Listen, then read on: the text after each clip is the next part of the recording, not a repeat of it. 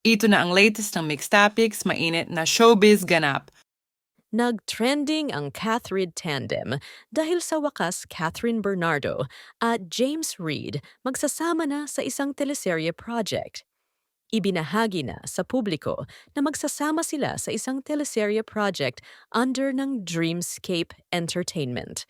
Ito yung nabanggit ni James noon sa interview niya kay Karen Davila na pinaghahandaan niya ngunit hindi pa niya pwedeng sabihin in public. Ito ang comeback teleserye nila, Catherine. Itong mga nakaraang araw ay nagulat ang mga fans ni Catherine Bernardo at James Reid nang ibalitang magsasama ang Catrid sa isang teleserye.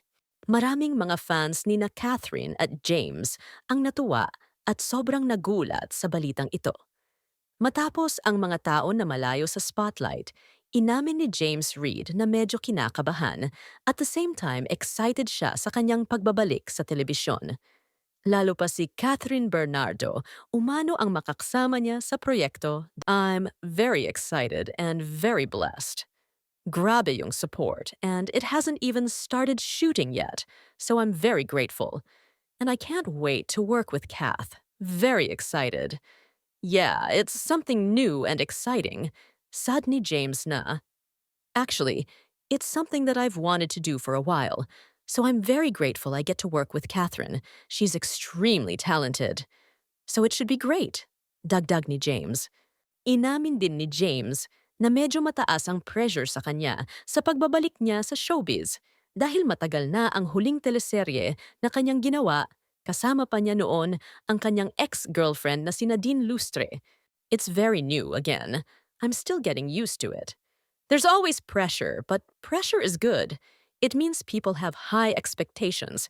It means everyone's very excited.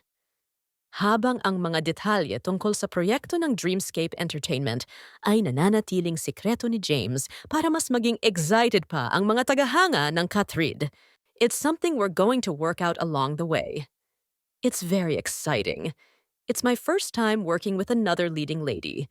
So I'm trying to just give it my best, give it my all, and then see what happens.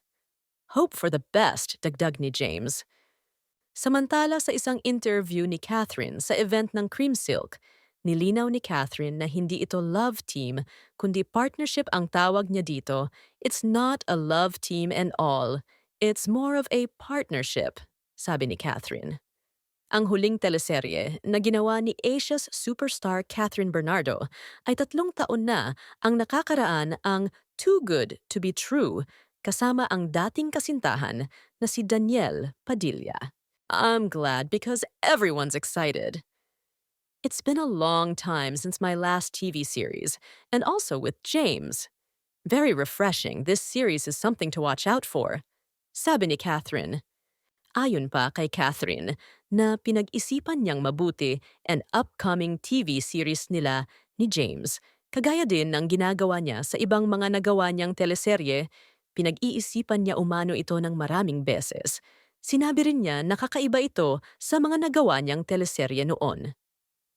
I considered a lot of things, just like my other projects. Whether it's a TV series or a movie, I do what feels right.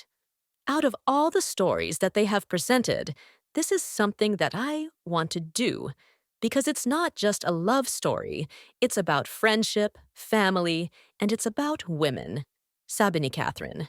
Ayon kay Catherine na ngayon lang niya ulit nakausap si James pagkalipas ng mahabang panahon. It was my first time to talk to him that long and to get to know him. We're still getting used to each other, but definitely, he's also very excited and we'll start taping very, very soon. Dagdag pa ni Kath. Samantala, maraming fans ang nagulat at lalong-lalo na na-excite dahil first time nagagawa sina James Reid at Catherine Bernardo ng teleserye. Kaya naman marami ang natuwa sa balitang ito. Looking forward naman ang mga fans ni Catherine at James para sa project na ito dahil matagal na rin nilang hindi napapanood si James at Catherine sa isang teleserye. Excited na ba kayo sa bagong partner ni Catherine?